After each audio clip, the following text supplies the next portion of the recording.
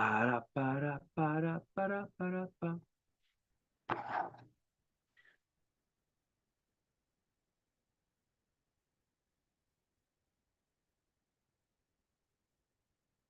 All right, brother Van Dal.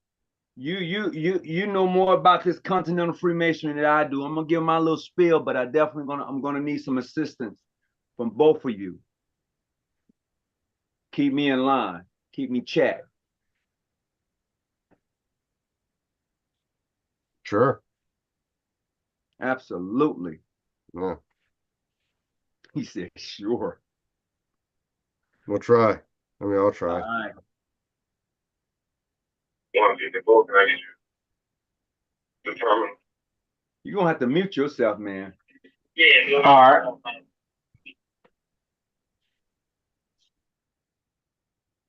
Let's see. Yep. I think this is it. We are live and we're gonna get this on tonight. So welcome to the live tonight as we begin to talk about Continental Freemasonry. So with that being said, I'm going to have each individual to go ahead and introduce themselves, and we're going to move on from there.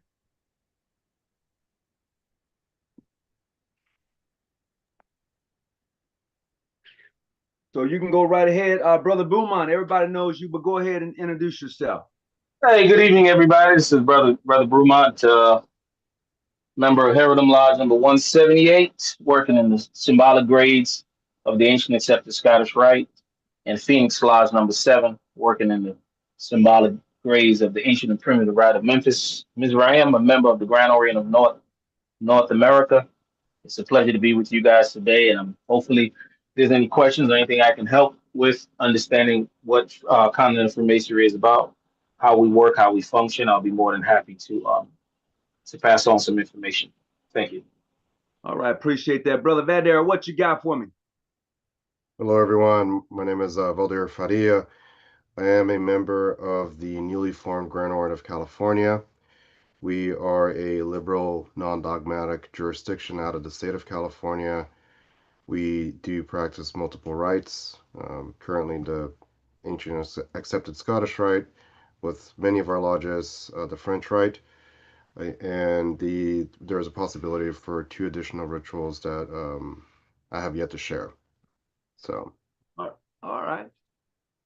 What you said new. I'm going to say this. I don't believe you're new, only because I've been knowing you for a while now, and I've been knowing what you have been working on. And I would say the name is new. definitely the name is definitely new. The organization of the lodges is not new. The lodges themselves have been working very hard for Freemasonry in general. We used to be part of a national jurisdiction that has been around for quite some time, or at least for 30, 40 years now. And it came a point where we felt that as Californians in general, right, and Freemasons, we would be better served if our administration was here in the States. We looked upon Freemasonry for men, the Grand Lodge system, and saw how it worked very well for them. I came from the Grand Lodge system myself, so I'm very familiar with that system and how it works and why Freemasonry evolved that way into state Grand Lodges instead of one for the entire country. And it's very difficult to manage a jurisdiction at a national level. It takes a lot of work. It takes a lot of proper systems. And I think the Southern jurisdiction of the Supreme Council for the ancient accepted Scottish Rite, or the quote unquote Mother Supreme Council of the world, they actually do have a very phenomenal system to govern themselves at a national level, but they have thousands upon thousands of members. So we didn't have that. So as Californians and as Freemasons, we felt that it would be more advantageous for us to have our administration in the state. We would be able to manage our resources better. We would be able to support one another better as well, and also just to move about the state much easier, supporting our lodges and with different initiation ceremonies and so on. So we came in, had a constitutional convention in November, and we were we four lodges got together and we proclaimed the birth of the Grand Orient of California. So from a historical point of view, we pretty much did what every other Grand Lodge did. So, but the liberal, non-dogmatic version of Freemasonry, of course. Would you like to elaborate on the liberal dogmatic part? Because a lot of people don't quite understand what Continental Freemasonry is. So therefore, they may not be able to grasp that. Now, I know what it is, thanks to you and a few others, like Brother Bruman and others who have enlightened me on it. But for those who don't really know, they'd have no clue about Continental Freemasonry, because the only thing a lot of them have been really introduced to is what we would say the unit UGL and that type of masonry. But with Continental Freemasonry, it is pretty large. It is freaking huge, and a lot of people don't understand that. Would you please elaborate a little bit more? Sure, yes. Well, Continental Freemasonry, Liberal Freemasonry, non-dogmatic Freemasonry, or adogmatic, these are terms that are more popular in Europe, right? And you hear them more in other languages and Latin languages, Scandinavian, Germanic, but primarily Latin, French. You hear these terms, and it's more common for them, so they understand. So one thing is that I feel that's necessary for us to make clear that when we say liberal Freemasonry, it's not from a political point of view, particularly an American political point of view, right? Yeah, yes, liberal Freemasonry does tend to have more alignment with what we call the left or the liberal, but in no way it's not a declared support of any political point of view. The term liberal comes from the use originating in France, and it primarily is giving this idea that lodges have much more sovereignty than lodges you would see in Grand Lodge systems, right? Also, the other point is that Freemasons also have a greater level of freedom to move about, to conduct their affairs within lodges and so on. And ultimately, it's this idea that was originated in France, but actually Belgium, the Grand Orient of Belgium, voted on this before the Grand Orient of France, and was this idea to remove the belief in a supreme being, right? And this happened in the late 1800s, 1875, I believe. That's when the Grand Orient of France voted upon this, and Belgium did it in the 1870s, or even before, a little bit before then. But the concept was to remove the requirement of belief in a supreme being, but it wasn't a suppression of spirituality. And I think this is what really um, trips a lot of people up about this practice, right? This new practice introduced to Freemasonry back then, that oh, now they're all atheists. No, that's not true. It's just that we don't know who's what, because we believe that that's an internal personal affair of the individual themselves. Now, this is not in regards to mixed lodges, meaning mixed gender lodges, right? Which coincidentally was happening at the same time. The very first Masonic jurisdiction or obedience emerged in the late 1800s as well. Is what we call the human rights jurisdiction, le droit humain. And I apologize, my French pronunciation is horrific. And they started initially in the 1890s, I believe, as primarily as a mixed gender jurisdiction, right? Excuse me. And they also came into this fold of liberal, what we call liberal Freemasonry today, right? Now, the term non-dogmatic also is almost it's almost a synonym to it, right? But it's a further enforcement that when a jurisdiction is declared to be non-dogmatic or adogmatic, generally means that they don't have the requirement of belief in the supreme being, right? And then there's also the other point that jurisdictions that claim to work in absolute freedom of conscience or just freedom of conscience or freedom of thinking also falls into that fold of not having that requirement and a belief in a non-supreme being, a higher supreme being.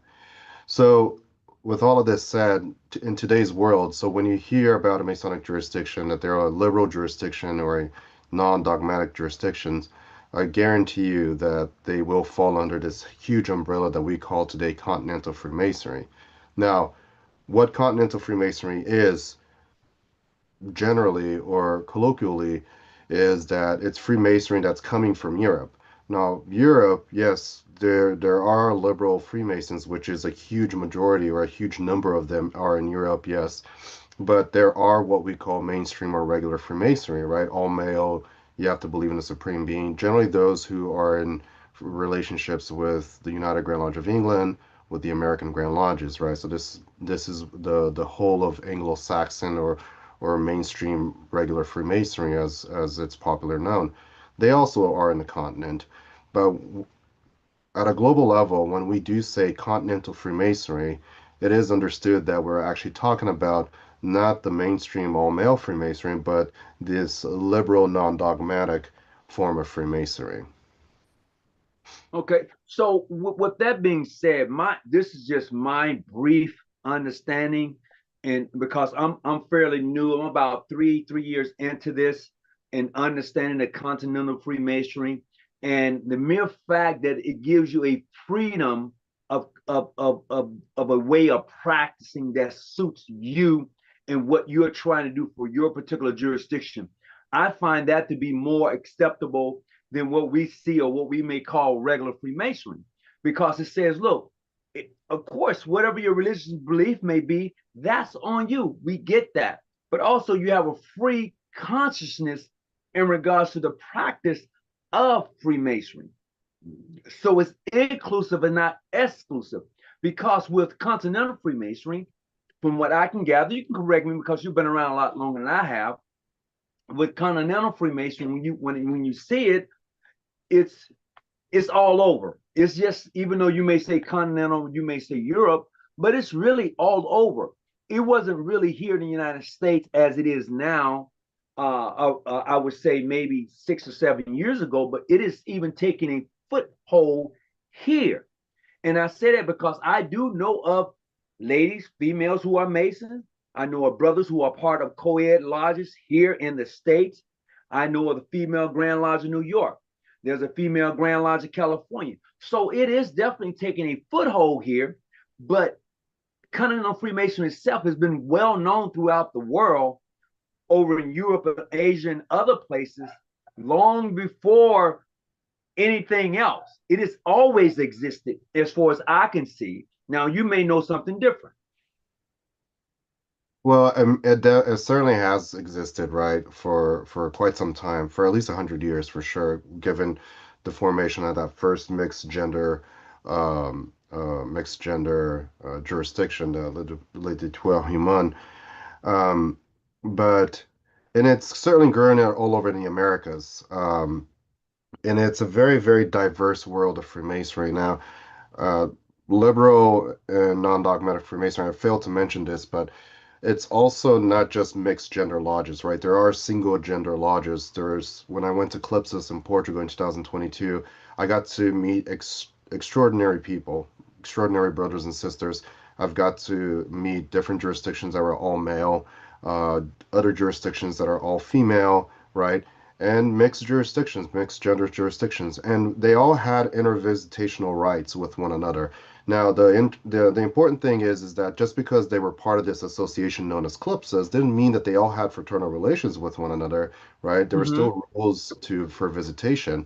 And one of the most interesting rules that I found was that when you were dealing with a mixed jurisdiction and a single gender jurisdiction, that single gender jurisdiction had visitation rights, right? The mixed Masons could come, but on certain meetings and certain brothers and sisters, right? And they were okay with Uh-huh. that. Some people may see it as like, oh, how is that equal? I'm like, no, it is actually to a certain degree.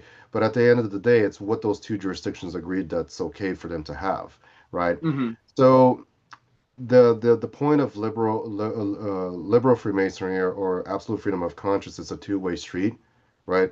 Somehow you have to meet in the middle with that, but the concept of continental Freemasonry or liberal non-dogmatic, yeah, has been brewing for a long time, right?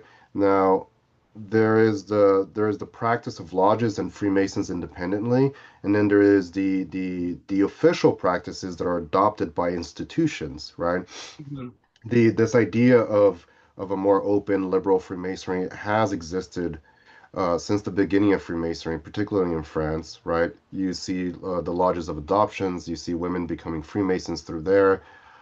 Some people say, well, that's not Freemasonry. It actually is. If you read the rituals of the rite of adoption, the original rite of adoption, not what arrived here in the Americas or here in the United States, it was very, very Masonic themed, right?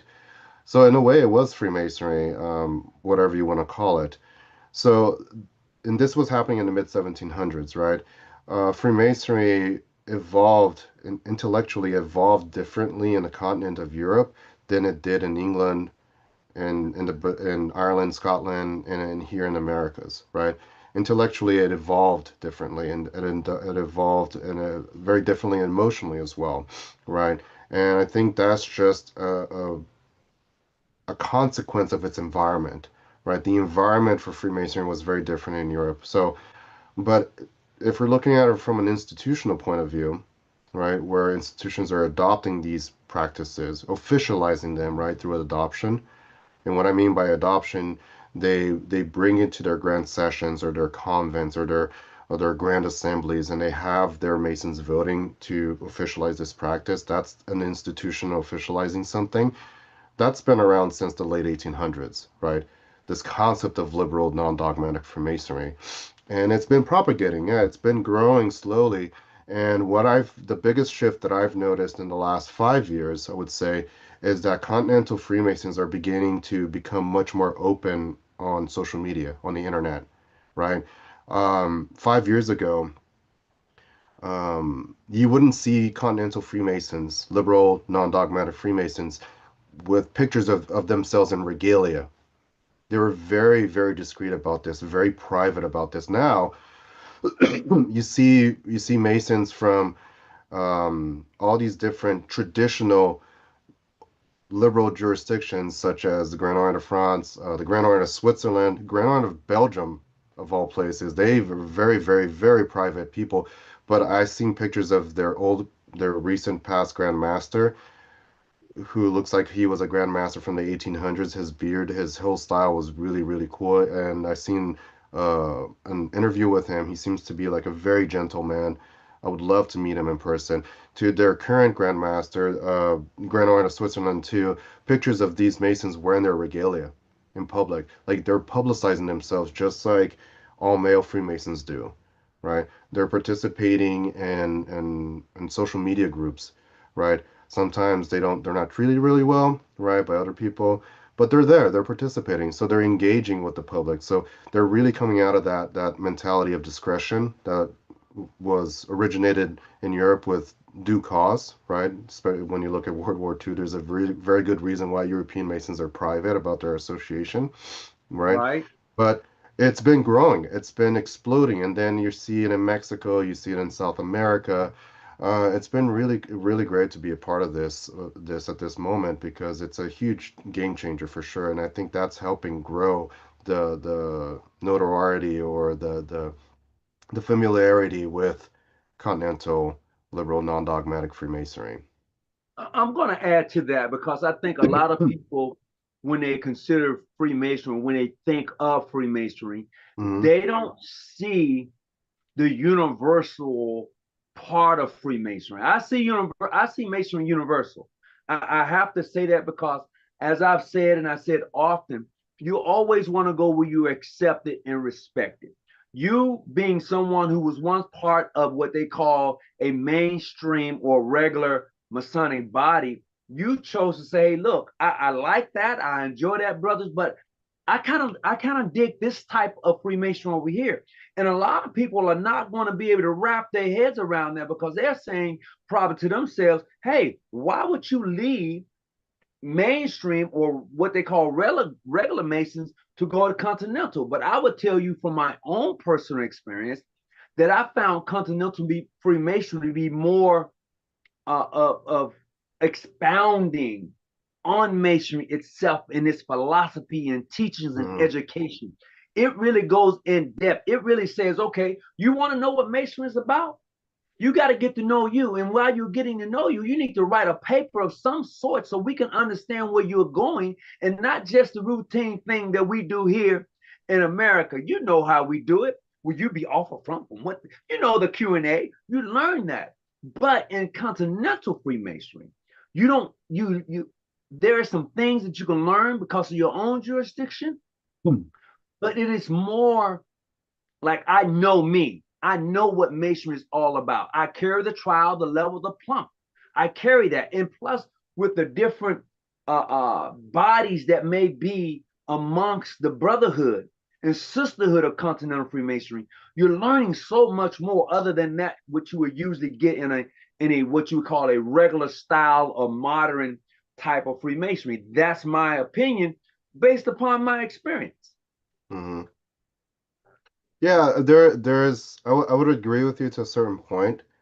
I would say, like I said before, I do come from mainstream Freemasonry. I was a member of a couple of lodges under the Grand Lodge of California for 11 years, 12 years now. I'm reaching almost 20 years of Freemasonry for myself personally. I think I'm 3 years away. Um, there is I was actually just talking to a brother last night about this, right? The differences between what we get in mainstream Freemasonry through the catechisms and the proficiencies and the memorization, right? Putting aside the romanticism of mouth to ear and learning that way, right? But learning the proficiency, learning the questions and answers, right? Versus doing papers. I think there's benefits for both, and doing just one of them is you lose a lot. I feel that Masons who learn through the catechisms, they they can get very playful and creative with how they identify each other, right? With the Mhm. questions and answers and the tests and whatnot. I've had that experience when I first encountered Prince Hall Masons in California, and they're much more severe and intense about the catechisms than Grand Lodge California Masons. Now it's kind of like at the same time because when I left Grand Lodge California, there was this culture growing about doing the proficiency long form, meaning you didn't do just your obligation, you did the whole thing, right? When I went through my degrees, you had the option of doing short form or long form, right? Mhm. Now, when I left, there was this culture. It wasn't instituted by the Grand Lodge. It was a culture being pushed by the lodges themselves because they wanted to do better.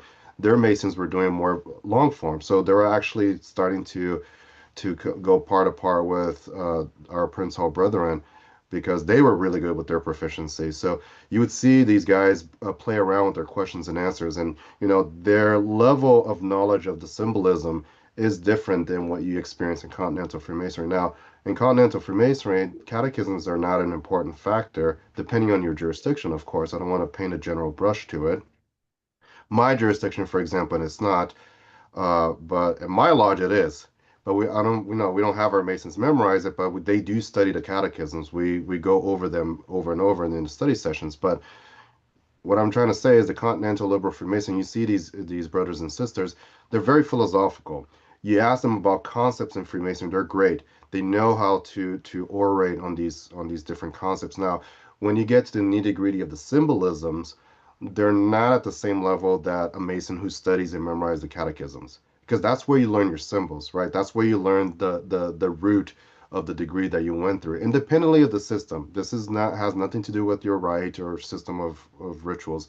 This is really just how you're studying. Now, my personal belief is that if you do both, right, you do your catechisms and you do your pieces of architectures, your research papers, you're going to be a really well-rounded Freemason. Independently of the ritual system you pick, right? So I think both systems are good. They both have very great benefits, right? Doing one or the other, personally, I think we should do both because the Mason will take a lot more out of their experience than just doing one or the other, right? So, So what I've noticed is that in the symbolic Grand Lodge of California, for which you are a part of, you practice a multiple of rites. Correct me if I'm wrong. So you have the French rite and you have the actual craft degrees of the Scottish rite. So in my correct. learning and being and watching, I learned a lot. I did, and I want to say thank you not only to you but to Sister Natalie and those who came out to Mhm. support and watch your to be part of your grand Congress that you open. So to be part of that and to see that really enlightened me on the on masonry in the sense of the French Rite and the Scottish Rite, because a lot of Americans who practice masonry, they start at what we call the fourth and go up to the 33rd, where you actually start in the what we would call the craft degrees 1, 2, 3, or even in the French Rite. So would you like, is it possible you can kind of elaborate on that a little bit? Is that all right? Yeah, no, definitely. Just as a little point of correction, we're the Grand Orient of California, not the symbolic Grand Lodge. Okay. Okay. Yeah, Grand Orient of Grand California. Thank Orient, yes, Grand Orient of California. Well, I think, naturally, again, the whole idea of liberal Freemasonry, right? It's only natural that we have multitude of rituals that our lodges can work in. A lodge would pick a ritual system and work within that system. Now, we have the benefit that we have these two lodges so close to each other, side by side, basically in one county and the other county, right? My lodge in San Mateo County, our sister lodge in San Francisco County. My lodge works in the French Rite. They work in the ancient accepted Scottish Rite, and we're craft lodges, right? We're blue lodges, so we work the first 3 degrees of Freemasonry. Now, we're actually very similar to what the American Grand Lodges, Blue Masons, or Craft Masons experience, right? They go to lodge, they get their first 3 degrees, and then they have the option to apply for a high degree system or 2 high degree systems, right? you. Generally, it's York or Scottish, right? Now, in terms of experiences and whatnot, I think it just depends on the Grand Lodge that you come from, and come speaking from the mainstream point of view, right? If you're in Louisiana, there's the 16th district they have a bunch of Scottish Rite lodges there, right? And it's a very interesting form of Scottish Rite. It's very unique to that area, right, around the Really? world. Yeah, yeah, it's a really old form of the Scottish Rite too.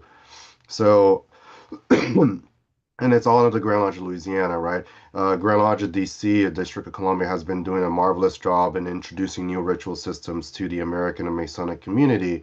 Uh, I may be wrong, but I'm quite certain that they have a new French Rite lodge, for example. They just chartered a lodge that uses the French Rite, from the Gelonef, the recognized Grand Lodge of France.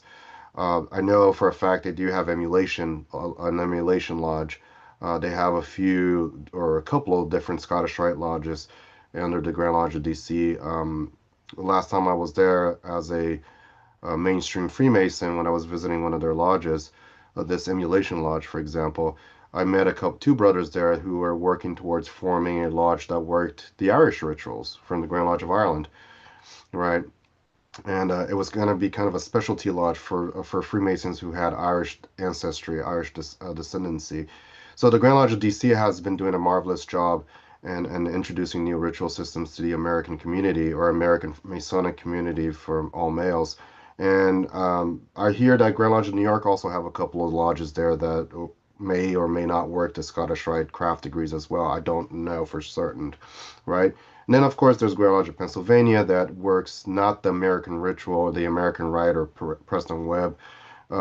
Colloquially, they work the ancients ritual, right? What's the Hold name of on, the time ritual? out, time out. Let me back you up on that. You mean to tell me the Grand Lodge of Pennsylvania doesn't Mhm. necessarily work the Webb ritual, but they work a No, Scottish Rite ritual? Did I hear that?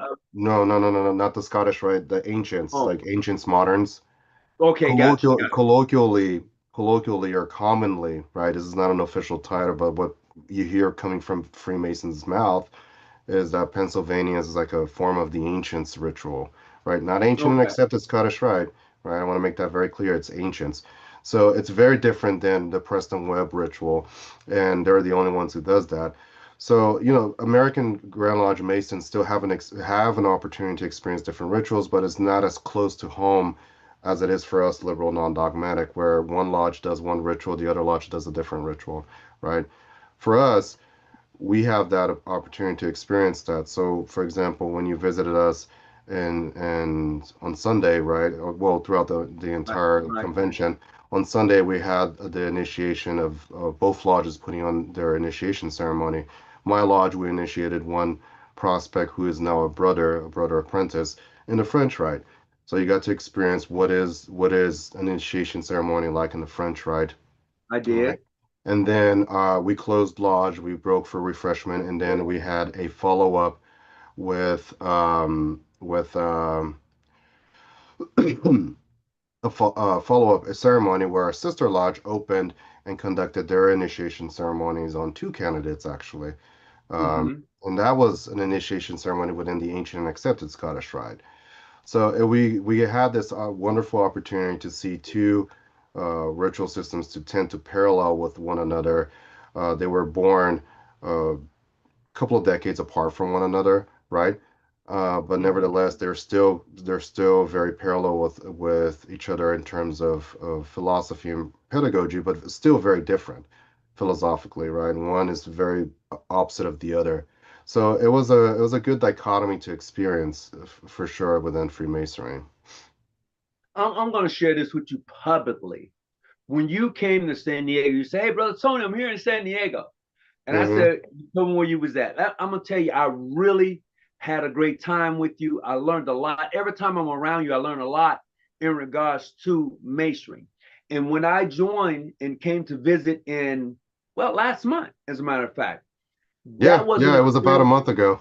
Yeah, that was also an experience in itself because I had personally never seen the French Rite Hmm. as as you guys put on the opening, closing, and initiation, which Hmm. I felt was unique, and it gives me more of a better perspective of the craft because for a long time, when you continue to do the same thing over and over again, you think this is all there is, and it's not. It is so much more out there. It is just so much more out there. And really, you have to kind of pick and choose, what you want to see and experience as far as a French Rite or a Scottish Rite is concerned. And what I've learned is that when I come and I sit and I visit, such as your Masonic jurisdiction, that is where I think the learning comes into play. Because for the past 40 years, I have this web mentality stuck in Hmm. my head, and the challenges of learning things word for word or verbatim and how to challenge a brother and how to do this. Whereas in these different rites that I'm seeing and experiencing for myself, even through Calypsis, it is not like that. Let me understand what Masonry is about by the paper that you may write, about a better understanding of how do you apply this to your life. How do you take the concept of Freemasonry, whether it be continental or whether it be through web, whatever you're using, how does Hmm. it apply to your life and those symbolic things that they hand to you, the trowel, the level, the plumb, the chisel? How do you take that and use it in your life journey?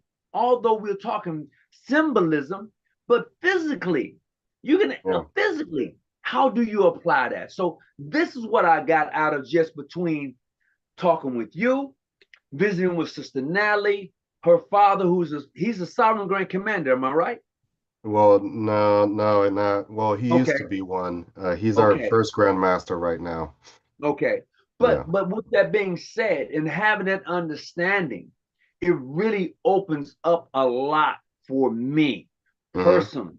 Good. So, Well, we're happy so to when hear you that. see me, hey, when you see me calling you, hey man, when is your next meeting? When are you gonna be in San Francisco? Whatever. That's because of the learning prospect. Hmm.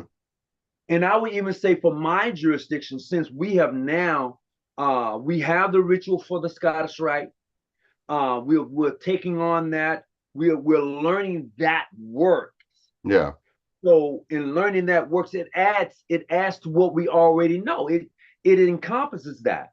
So that's the beauty of knowing Freemasonry from a universal point of view instead of a singular point of view. Because a Yeah. lot of brothers in the state have a single mind in regards to Masonry instead of a universal point of view in regards to Masonry. It's hard for them to see that a woman is a Freemason. It's hard. It's hard. It was hard for me. I ain't gonna lie. It was hard for me. But when I grew and had a better understanding, not only of my oath and obligation that I took, but to Mhm. break that thing down, I was like, okay, all right, I can get with this, especially when I went to visit the Female Grand Lodge of California for their public installation.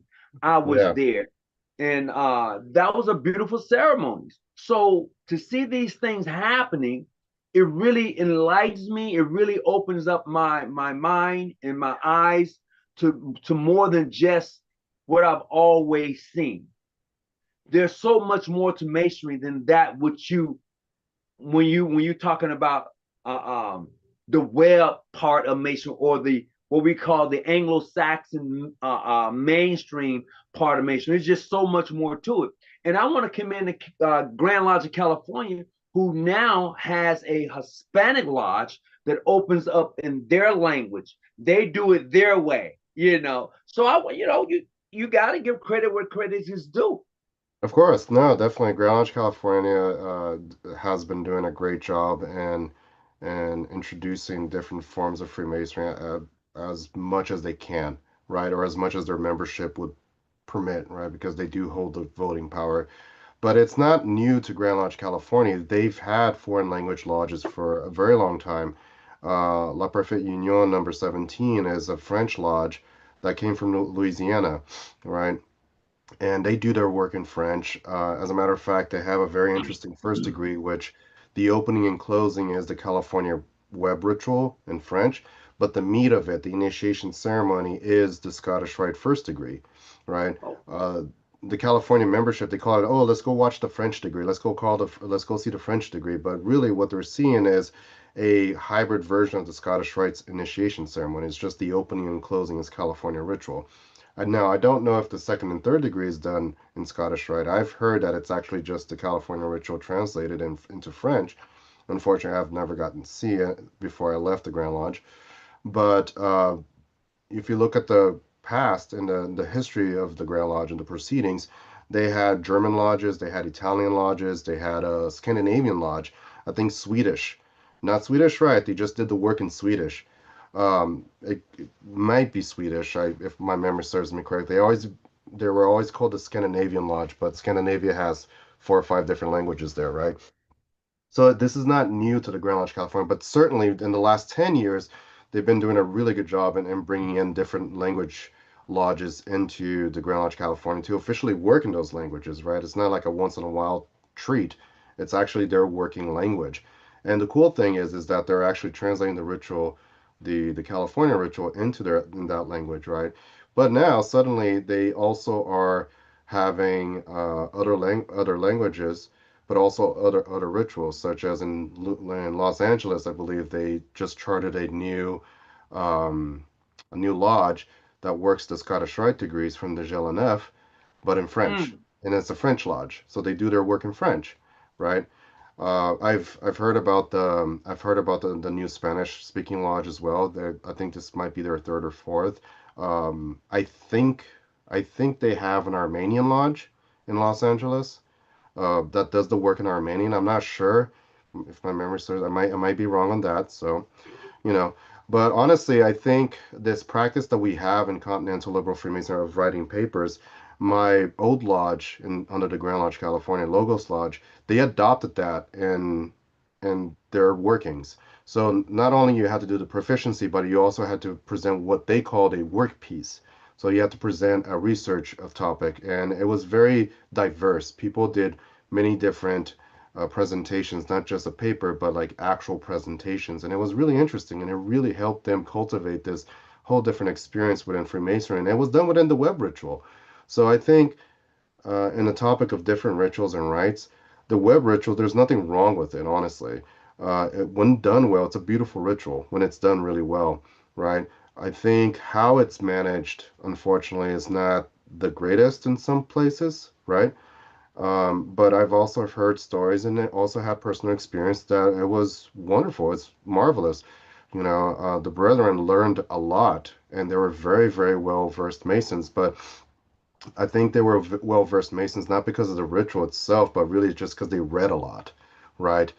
But it wasn't the ritual for me, right? And I think this is where when your jurisdiction has a multitude of rituals and rites to practice with, it's a benefit because then the candidate, if they're instructed properly, they can visit multiple lodges during public nights and get to talk to those Masons and see, oh, I actually fit better with these guys or these people, right? This group, right? And what that means essentially is that people will gravitate towards their ritual or rite depending on how they think, right? Like my mind, the way I think, right? My personal philosophies align much more with the pedagogy that the French Rite offers in their experience, in their ritualistic experience, than it does in the Scottish Rite Lodge. Like I'm a member of our Scottish Rite Lodge. I'm actually their expert, which is kind of awkward for me because I don't know much, but it's a learning experience. It's one of my few opportunities where I get to show up and not be a leader officer, but I get to participate and learn a lot, right? And it's a beautiful ritual, but it's not the ritual for me. I love the French Rite. That's where I really thrive in because that the philosophy and the pedagogy aligns very well already with my personal philosophy, with how I learn things and see things, right? And that's how everyone else who came to our lodge had the same experience. So, and this is not a unique thing to us. Speaking to Masons in Europe and South America, all over the place, that has the plurality of rites or multitude of rituals. They all experienced a very similar results, right? So it's not really the ritual itself. It's just how you manage your own ritual at the end of the day that you're going to derive the most. So. And Excuse me. I agree with that. What I've learned in my short period of time and being introduced to these various Masonic rituals, and definitely dealing with Brother Calvin Beaumont and Brother AJ and others who have introduced me to a variety of different rituals, is that it opens you up to a different sense of Freemasonry, what it is versus what it is not.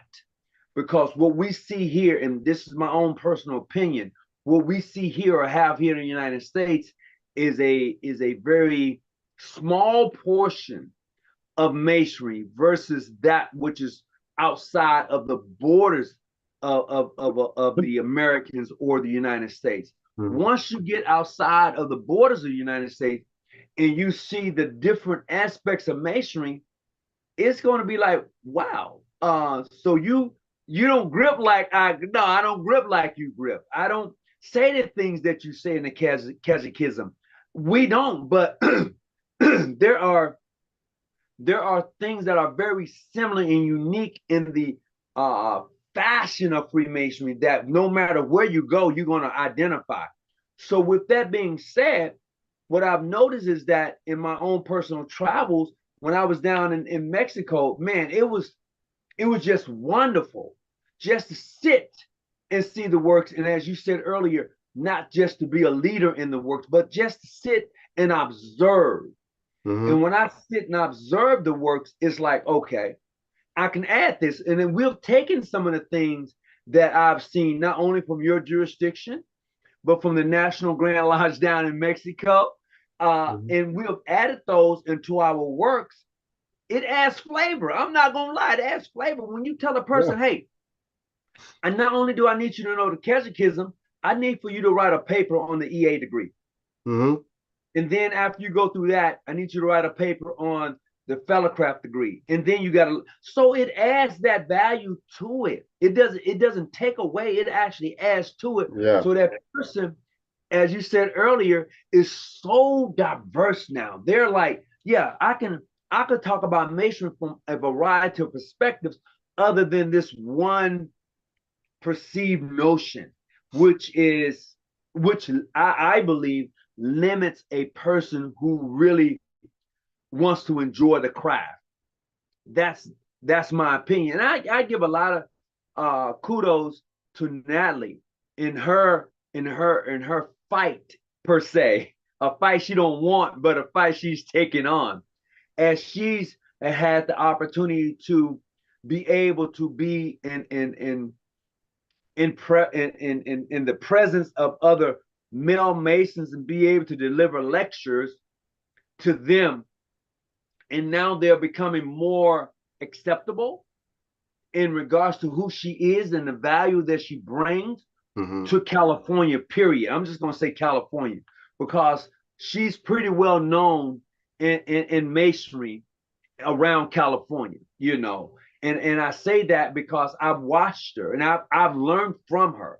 I'm not gonna lie. People, you learn from a woman, yes. I've watched this lady do her work. I've watched this lady talk, and I've listened and I've learned. You can learn from anybody if you be quiet and listen. And I've done that, True. Yeah. you know. I mean, Yeah, you can take a page from I guess you could say this is Continental Freemasonry, but I've seen this in old French rite rituals too, but Scottish Rite adopted this practice, but the apprentice is the year of silence. They're not allowed to speak in our lodges. They're only allowed to watch and observe. They can only talk afterwards. So, and there's a point of that, and the exercise behind that is to teach for you um to listen, to observe and listen and reflect, right? But I think one of the downsides for us here in America in general is that we weren't exposed to a variety of Freemasonry like in Europe they were, or they constantly are. So the concept of a female Freemason in Europe is very common because it's normal, right?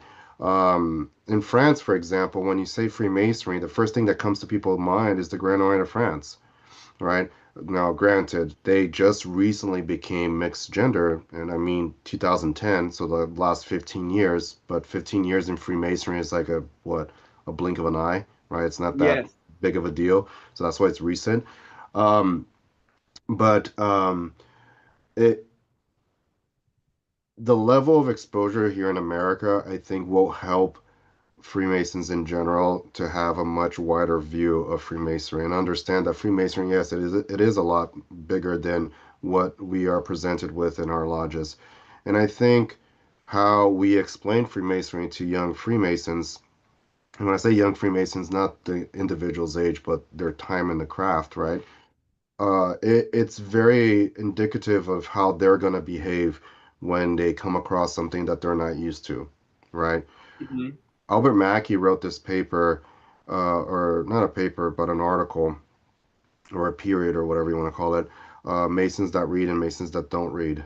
The title is something like that. And he's basically castigating the Masons who only pay dues, right? The Masons who don't do their readings. Now, this is a guy who tried to try to form Freemasonry in his own point of view, right? He wrote these great books like manuals, there's the encyclopedias and all these things really like that didn't exist at the time, and it's really difficult to exist today for someone to come up with something new, right? But nevertheless, he tried to create like a standard, right? He even has his own list of regularities or 25 points of regularities that no one really follows or follows pieces of it, right? Well, But the hold on, point hold on, is, hold on. Just for a second. You said 25 points of regularity. You need to break that down only because when people hear that, they don't understand that you're possibly talking about the landmarks. well, it's according to Mackey, right? He made them up, right? So, but no one follows it. The point is, it's that uh, what I'm trying to say is that this is a man who tried to standardize Freemasonry, and he tried to fill a space that wasn't filled yet, right? So he is a resource. He's a good resource to read, but you also have to read him with a critical eye. But he wrote this amazing article as a reminder, like for Freemasons, like you need to read, just read, right? And to your point, yes, it's good to travel, it's good to experience other forms of Freemasonry, but if you can't have that, right, which is very difficult to travel in the United States, unfortunately, right? We all know this. It's cheaper to go to Europe or to Asia than it is for me to go to Texas and spend a week in Texas, right? It's cheaper. I can go to Portugal and spend 3 weeks in Portugal and have an amazing time. But um, also, we don't have that kind of variety of Freemasonry in America, but we do have access to literature, especially nowadays, right? With the internet and everything, it's so powerful. Like we have so much information at our fingertips that, yes, unfortunately, a lot of it may not be 100% true. However, if you practice critical thinking and do a little bit of more deeper research, you start realizing that there are so many different forms and flavors of Freemasonry, even within our own camps, right? Regular mainstream Freemasonry, it's not just what people experiencing in America. If you go to Europe and study all male Freemasonry in Europe, it's amazing the variety that exists there, right? English Freemasonry, it's amazing. It's an amazing monster to study because like the multitude of rituals that their lodges are able to practice. Yeah, the variations are very slight, right? But like if you search for the word ritual in the English Constitution, the Masonic Constitution, that word doesn't exist in there. They don't standardize their ritual. And a lot of American Masons don't realize that. They're like, wait, what? Right?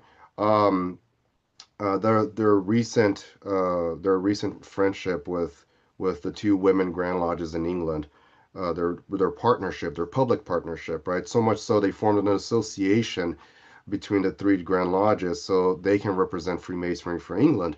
A lot of American Masons don't know that, or if they do, they applaud it or they chastised it, and then they kind of like, Right, well, I don't right. know what you want, right? But my point is that if we spend the time and do the readings and just read and read and read, we expose ourselves to different forms of Freemasonry, and hopefully then when you actually did get to experience a different form of Freemasonry, it's not so much of a shock, right? So And that's the thing we all have to consider. I was watching the chat group. Somebody in the chat was like, "You call them brothers?" I don't call female Masons brothers. I call them sisters because I hmm was often told that's the preferred thing that they was like to be called. Now, someplace else they may want to be called brothers, but I don't.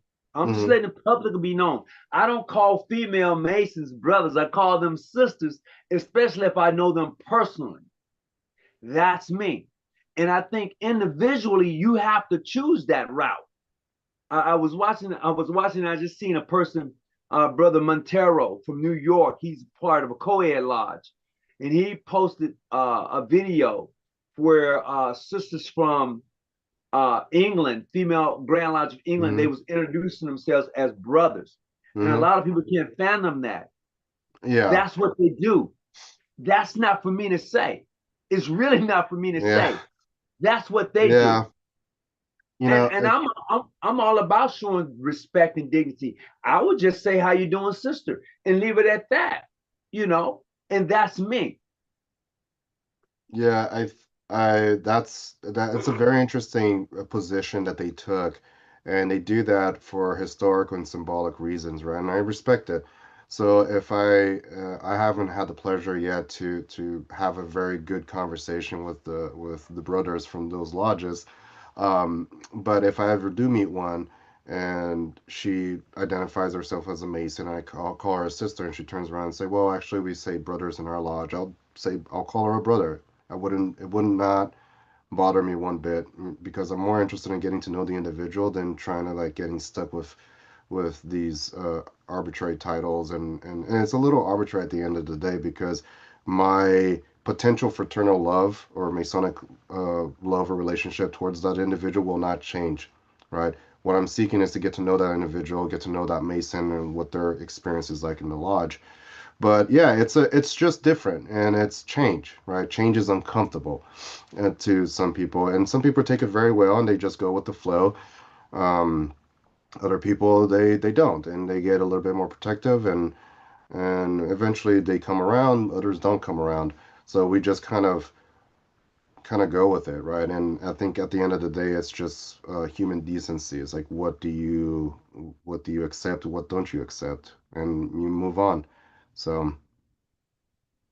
I would say this to those who may be on the chat line, and for those who have never traveled internationally or nationally as a Mason outside of your Masonic jurisdiction, that experience really opens you up. And I can honestly say that my invite to your jurisdiction, my invite to when I went to Calypsis when they about a year or so ago, and that experience really heightened. Really, it did a lot for me. I'm not gonna lie, it did a lot for me. Since then, I've been down to Mexico like a few times. hmm I'm right at the border. I've been down there a few times. I've been to Brazil, and to have those experiences in the travel really just it really says, hey, look, as a Mason, you really can't go anywhere and find another brother Mason. Period. You can actually do that. That's not far-fetched. It's not something that is just said. It actually is a real thing, but you have to be universal, open-minded to masonry. You can't be closed-minded to it, because when you leave the borders of the states and you travel to Latin America and wherever else, Europe and those places, they don't have Eastern stars. They have Masons. So you may see a female and you may have a ring on, and she may just hook you up, you know. So you have to be like, oh, okay, well, where I'm at, we don't have this. But you have to be willing to listen. You have to be willing to be open to the universality of masonry and stop being so closed-minded to a European style of masonry. And if that offends you, it offends you, because masonry is truly universal. It is that. And when you look at it from that point of view, and you take on that point of view, it is just, it's beautiful, man. It is absolutely gorgeous. The way I look at it, I take a page from our initiation ceremony, which right when the candidate is done doing their journeys, and there's a particular lesson that they learn, and something similar is experienced in the Preston Webb rituals, right? But the master, the venerable master of the lodge, would turn around and tell the candidate, right, live by that sublime moral principle that do not do unto others what you would not want others to do to you, right? And it's a very basic lesson, and it's not Masonic. It's put into Masonry. It's like the golden rule, right? They call the golden rule in Christianity. There's something similar in Christianity. There's something similar in a lot of philosophical and spiritual and religious practices around the world that teaches something akin to that, right? And the other point is, so I try to live by that, very, very much so. Like, that is my mantra. That's something I teach my son. He's 10 years old. The other thing is that I often think, like, I live in an area in California. I mean, we all experience this. Like, fires is a constant thing, wildfires, right? It is, yes. Like, people get, like, towns have been wiped off the map. We are constantly living under the shadow of the big one, right? The big earthquake that's going to come and tear our state in half. And where I live, if that happens, I become an island. So it's going to be great for me.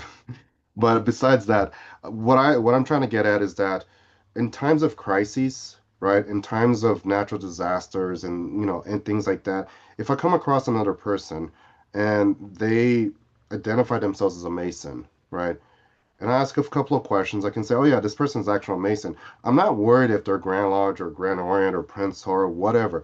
Number one, they're a human being in need, and number two, this person and I share a common bond that politically or bureaucratically we may not have that bond, but at the end of the day we do. We understand certain concepts that the non-initiated will not understand, right? And yeah, I'm gonna help that brother. I'm gonna help that person because I made the promise to help every Mason, right? Independently of right or whatnot. And I made that promise twice. I made that promise under the Grand Lodge, and then under my duties as master of my lodge, and when I was elected to my Grand Officer's position. So, and that's true not just with me personally. Historically, that's been the case. When World War II was raging in Europe, many Grand Lodges became very friendly with the Grand Orient de France.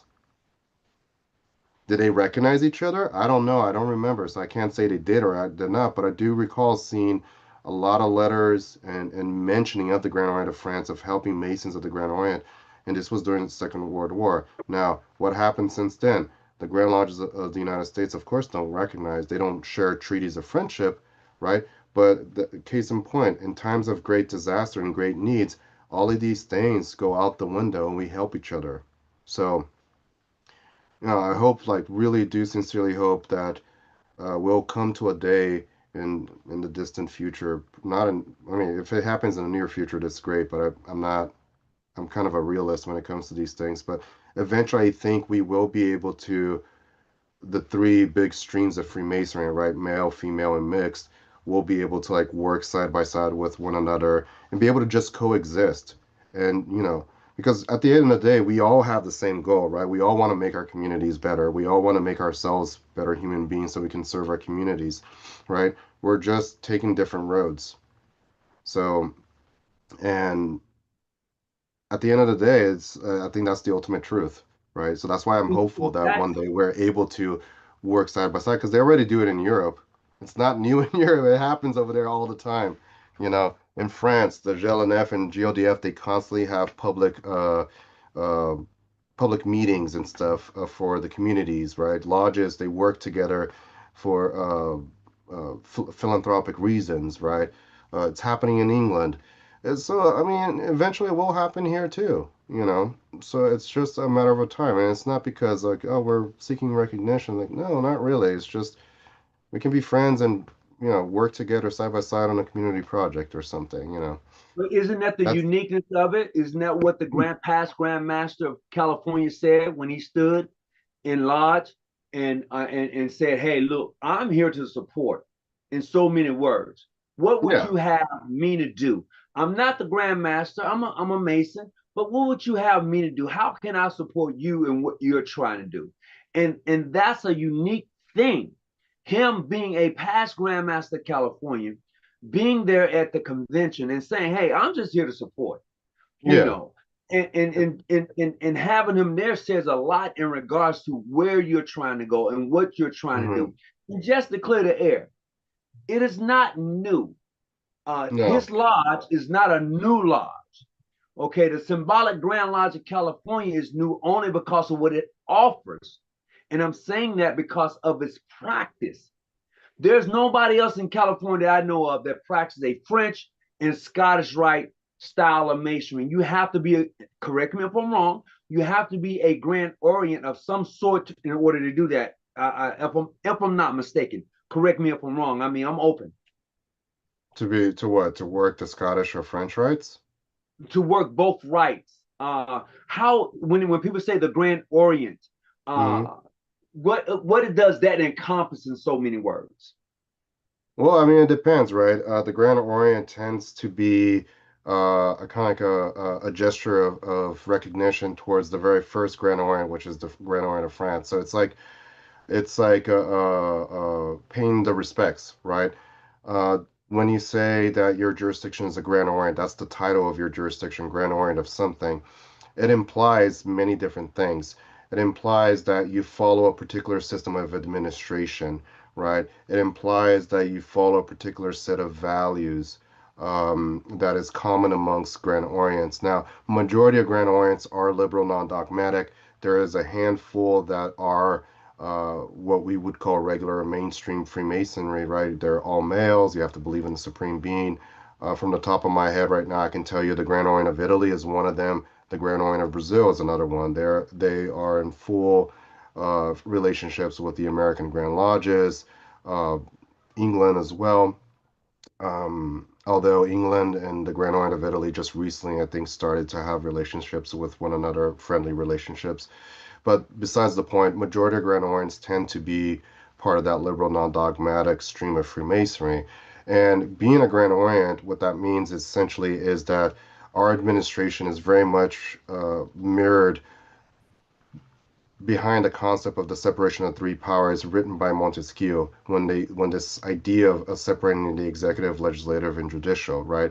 So for us, for example, our Grand Master, right, he or she, they have the representation of the Grand Orient under their hat or under their apron, right? That's their job. They represent our jurisdiction when the Grand Assembly, which is the highest power within our jurisdiction, is not in session. So the Grand Master goes and does their job throughout the year. We have our Grand Assembly, which is the assembly of all the lodges come together with their delegates and their representatives. If they don't have a delegate, generally the master will go to represent the lodge, right? So this is very similar to Grand Lodge, where Grand Sessions and so on, right? And then who opens the Grand Assembly is the Grand Officers, but then the delegates will elect a president, a secretary, and an orator, and whoever is elected president will be the most powerful Mason of the jurisdiction for that time being. And the Grand Officers, our job is to actually report to the assembly, what we did throughout the year. And they're going to basically give us our yearly review to know, like, oh, you guys did your job. Great. You get to keep your job. Oh, no, you did not do your job. We're going to vote you out and put someone else in there. Right. So the Grand Mm. Master is also providing his or her yearly review as to what they've been up to representing the Grand Orient while the Grand Assembly hasn't been in session. Right? So it's very different than Grand Lodge Freemasonry, where the Grand Master has a lot of power, right? Much more power than you see here in this sense.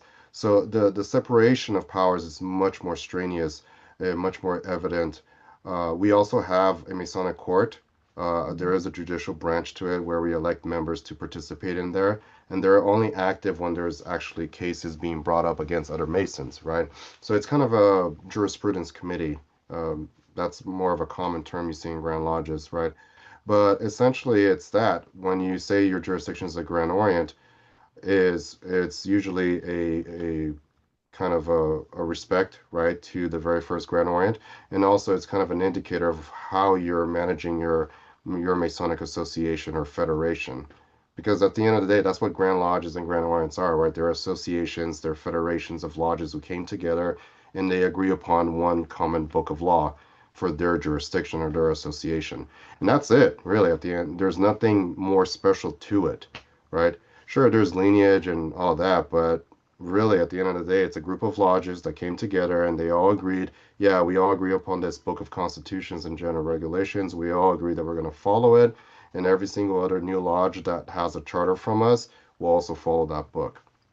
And So that's it. I would like to say this because you are on now you're on now both spectrums. And my question would be is that you've heard a lot about this lineage thing, this lineage, your lineage. Hmm. What is your thoughts about that? Well, I think it's like it's very romantic. And I say that Brother Calvin could explain where this humor of mine comes from, this romanticism. Lineage is important to a certain degree.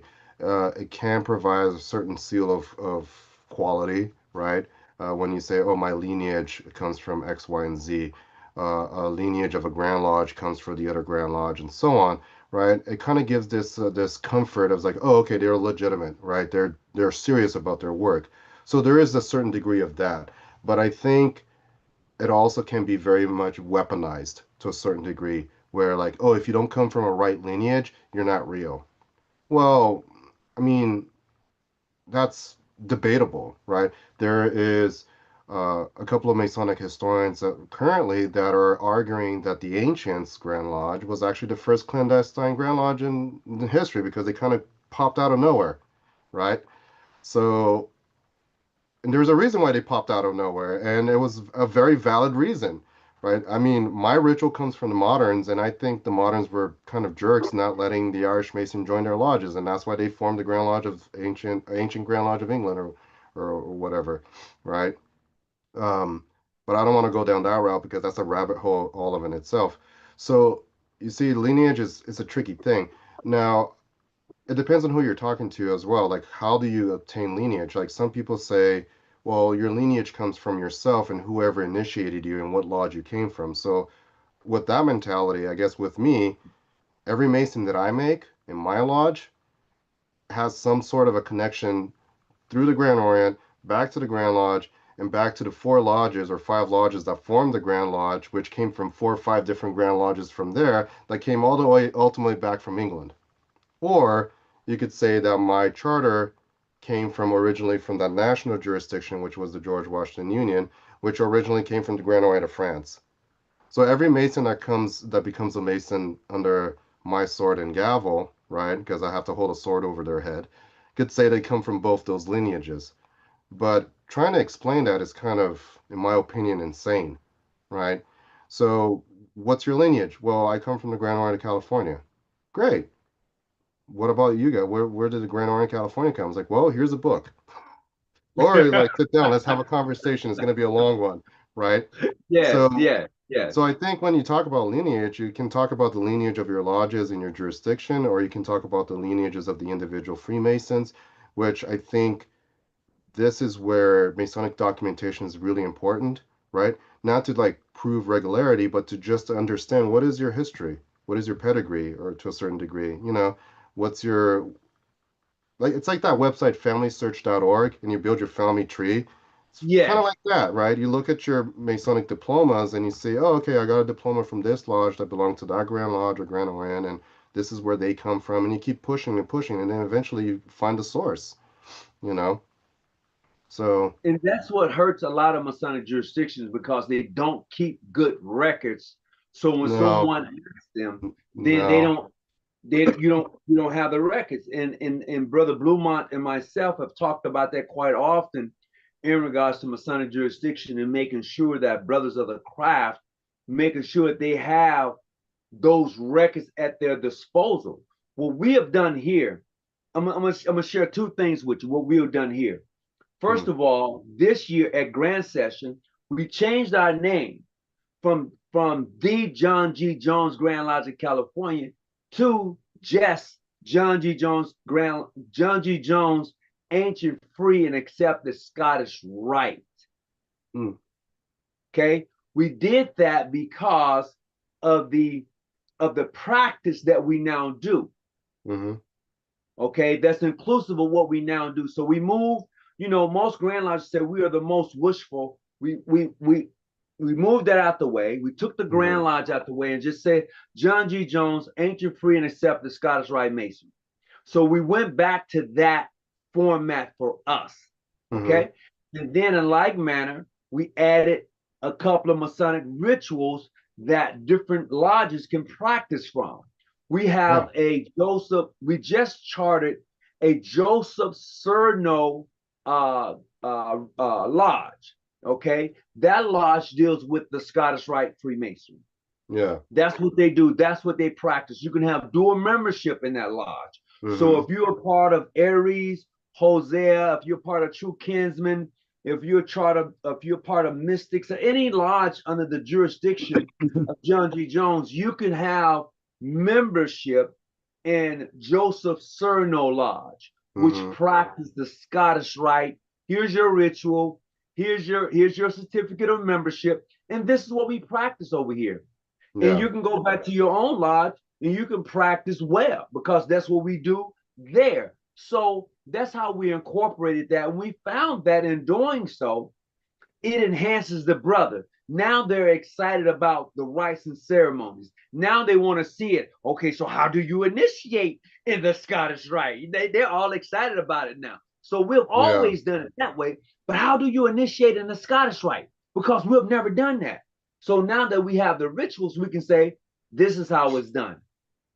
And now it brings that extra enthusiasm for the brother Mm-hmm. who's been in the lodge 5 or 6 years, and all you've ever did was come to the lodge, do a lecture, but now is that different aspect. When is Joseph Cerno Lodge meeting? I want to go to that meeting. That sort of thing. So it brings Yeah. that enthusiasm. No, it definitely does, and that's really good. You have to captivate that energy, and that's something that we really push in our jurisdiction. For example, we have a lodge in Sacramento that they're having, or I'm also a member of the lodge up there. We're actively having a discussion on whether or not the lodge is going to work in the Scottish Rite or it's going to work in a German set of rituals called the Schroeder rituals, right? So like we're studying the Schroeder. Most of the founders of the lodge are Scottish Rite Masons, right? That's where they were initiated, passed, and raised. So they're true Scottish Rite Masons, right? I come as a weird unicorn, and now most of them are interested in the Schroeder rituals, and it's interesting the conversations that we're having, right? So we're coming very, very close to see which ritual system we're going to pick, right? But then it's going to be an additional opportunity for folks to be able to go experience a whole new different ritual system. And then there's these common questions where, well, if I affiliate with them, do I have to get reinitiated? I'm like, no, you don't. You just go and you want to affiliate, great, do that. If you want to pay dues and be an officer, go affiliate. If you don't want to do any of that, just visit, right? So, um, we have a brother down in Anaheim, California, that's forming a Masonic triangle to work the Memphis Mausoleum right. Right. So they're going to have a very extensive period of a triangle form for them to study these rituals, to really really get into it.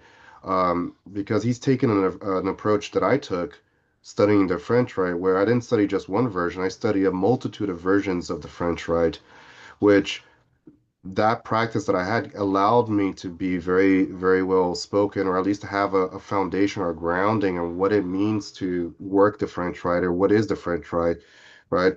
To have a better understanding, or to just have a mind where I'm able to ask questions, right, to other Masons who work the French Rite, because I have these different sources in my head already.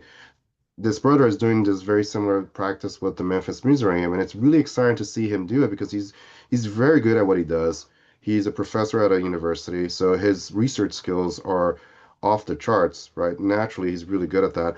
And the questions he's asking, the things that he's writing, it's great. I love watching that happening in front of me. I know nothing about the Memphis Museum. I've experienced it once in Portugal. I've read it once a long time ago. It's not for me. It's super interesting. Do I want to be a It, member? I, No. Do I I, want I to go would say visit? Yes, I do want to go visit. I would love to go see it. I would love to go show my support. I would love to be able to witness it and talk about it and ask questions, that right? Do I want to be a member? No, I don't. I'm not interested. High degrees? No, it's way too many. Like if he picks, especially if he goes the 96 route, I don't like that's a whole different animal. But I'm a one right man type person, so well, that's my kind I of would say this. mentality. I'm going to So add to what you just said, brother Brumont. They I are mean, actually practicing the primitive rites. We actually have a primitive rites here in our jurisdiction that we practice under our Supreme Council. So the primitive rites is a unique system of Freemasonry that I personally enjoy. I've gotten initiated into the 95th degree work. And I can tell you that it's definitely esoteric in its teachings and understanding. You have to be able to really dialogue and break that stuff down when you're going into those rites, just as it is in the Scottish Rite. Someone asked in the chat yeah. in regards to the Scottish Rite, were you 1 through 33? Have you, is that what you practice 1 through 33? I'll let you answer that. No, the Grand Orient of California is a strictly symbolic jurisdiction, so we only deal with craft masonry. We don't deal with the high degree systems.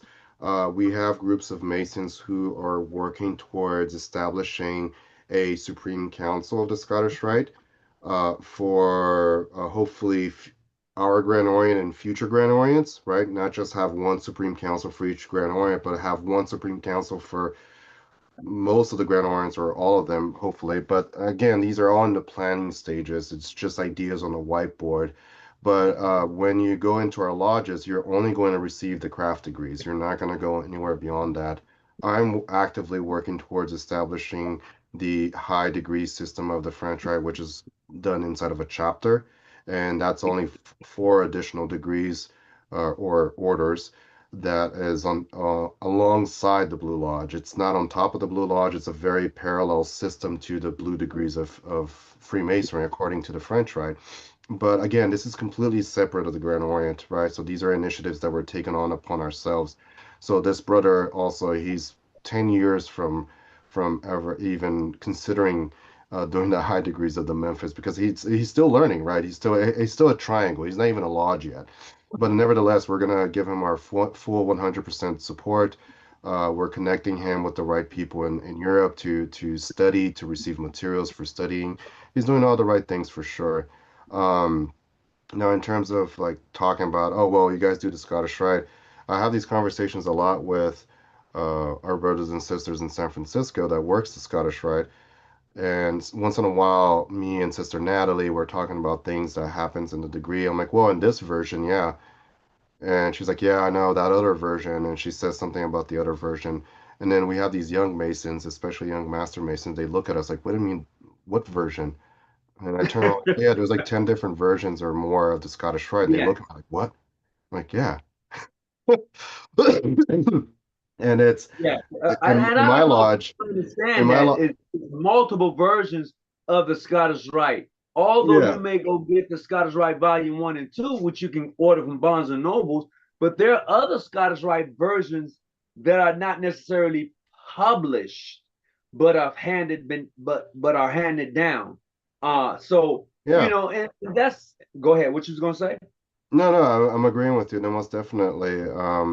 In the French Rite, for example, part of the learning packet that I work with my apprentices and eventually fellow crafts is that when they're studying the apprentice degree, they have the ritual that we practice, right, that they went through. But when they're studying the journeys, right, you have to take three journeys when you're in the initiation ceremony, as you saw. And there are certain things that are said, right, and asked. But there's different versions of the French, right, previous versions that they study what is said and asked in those versions as well. So they understand from the very beginning of the French Rite to the very current form of the French Rite and what were the differences, right? And they understand like, oh, okay, so the three journeys meant this in the beginning, now they mean this. Oh, that other test was done like this, now we do it like this. Oh, that test that was done in 1825 is still being done the same way it is done today. This is really interesting. So I do that because I feel that it's very important for you to have a very contextual knowledge of your own ritual to be able to talk about your ritual, to understand that rituals evolve, they change, they're like living, breathing documents almost, you know. So Someone just asked a question in regards to, they said that they have a question.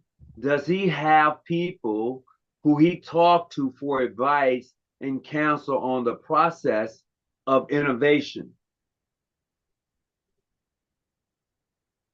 Do you have innovation and anyone that do you have anyone that you talk to in the process of innovation? I don't think necessarily that you change anything. I think it's more so that you have the ritual and that's what you practice. That's my opinion. yeah, I mean innovations, I would say how we execute a particular part of the ritual. I would talk to different masons and I would usually pick the masons who have much more experience than I do, and say, hey, the ritual says this, we can't really do it this way. I'm thinking about doing it that way. What do you think? You know, And that's honestly, that's American Freemasonry, if anything else, really. I mean, if you think about it, all these cool things that American lodges have, right? Like built into the lodges. Like there's some lodges that are built for degrees, right? And they have these amazing things. Like I've seen a lodge that also built for Royal Arch degrees, and you open them up and they have like a river going through the thing. And I mean, I didn't do Royal Arch Masonry, but I've read the rituals and I understood what that thing was. I'm like, wow, this is really interesting, right? Or the different doors that they open up for the different like these are all like things that weren't invented in England. They were invented here in America, and a lot of the times it was invented by a lodge, right? So innovation in Freemasonry is American Masonry. Like they like the Golden Age. There's this term that I recommend everyone to research. It's very fascinating. The Golden Age of fraternalism in America, and where you have all these different fraternal orders, including Freemasonry and the Odd Fellows, but the amount of regalia and artifacts that they invented during this period is astonishing. Like it's really cool. It really kind of upped the game in terms of your experience during your ceremonies.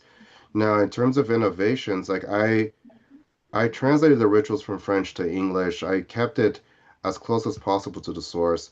When you translate rituals, you can't just translate it by the word, you have to culturally translate it as well. Now, what I didn't do is that I didn't insert things that didn't belong to the French right into the ritual, right? I didn't put things, oh, we used to do things like this in the Preston Web, I'm going to put it in here as well. No, I didn't do that because A, that's you're taking away from the actual ritual experience, and B, I feel that it's not my place to do so, honestly. If that's were to happen, I think it would be much more appropriate for a council of Masons to make that decision, rather just one person. Because I'm not trying to propagate a ritual that's under my name. I'm trying to open a bridge up to a ritual that's usually not done in English, right? Now we can do it in English, and here are all the sources that we're working with. So I hope that answers the question in regards to innovation. If not, follow up. with it. Well, I'm back. I'm back. I had stepped away for a second, but my thing would be is that I have a ritual, and in this ritual it has many degrees that are no longer practiced. And Hmm. I was trying to look for it in my library, and I was like, damn, where is this ritual at? And it has a multitude of different Masonic practices in it that they no longer do. And they had one called the Templars, but it wasn't the Knights of Templars. And I thought that to be pretty interesting. Now I do have Brother Bluemont, who's in the background, hadn't said much at all. He's just been listening. No, I haven't said anything. I was just listening. But And I if I may, I do one of the topics or subjects that definitely I find when we're considering candidates and they may have questions is the idea of what a lodge is, and I think it's critical that we define what that is as far as Continental Freemasonry and how the lodge functions versus how an American lodge functions. Everybody knows. If you don't know, I used to be a Prince Hall Mason, and I love Prince Hall Freemasonry. I think there's a certain bit of nostalgia that comes with it. But one of the things I did not like about the Prince Hall work, it was very religious, heavily inundated with just religion. And it always felt like I was going to church. So if I didn't go to church meeting on or church service on Sunday, I could count Thursday night I'm going to lodge. So I'll get a heavy, copious amount of religion. And that's, I want to make clear publicly that that's okay. If you believe in that type of Freemasonry, that's okay. But there's in my opinion, Freemasonry is nothing but another form of human creativity. And so having one standard of Freemasonry just inundates you with just copious amounts of Jesus is my Lord and Savior doesn't fit everybody. People don't want to feel like they're being judged. Like if I'm not a religious type of person and I don't go to your lodge, that I can't be a good human being, that I don't qualify to be a human being, that I'm going to burn in the pits of hell. And so what I think we should definitely describe to the audience is what a lodge is, the way we view a lodge, how the lodge works, the different rites, the philosophy, the esotericism, your social club type of lodges. Hmm. You know what I'm saying? If brother Valdir, if you could just elaborate on that for the viewing audience, please. What the social club lodges? Yeah, yeah.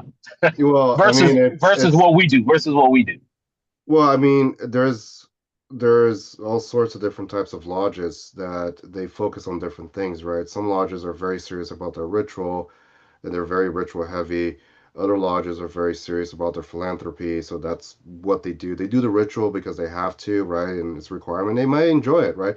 But their main focus is to do philanthropic work, which is great.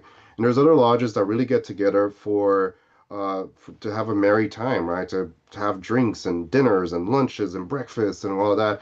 And honestly, like that's not for me, but they're not that far off from historical Freemasonry because the first lodges they were meeting in taverns. And those first lodges, their rituals weren't really rituals. It was just a series of question and answers. And quite honestly, they were probably doing that drunk half the time anyways, because they're at the tavern, right? So, with that said, the culture of eating in Freemasonry is very strong. It's not a new thing, and it's always been a part of Freemasonry, right?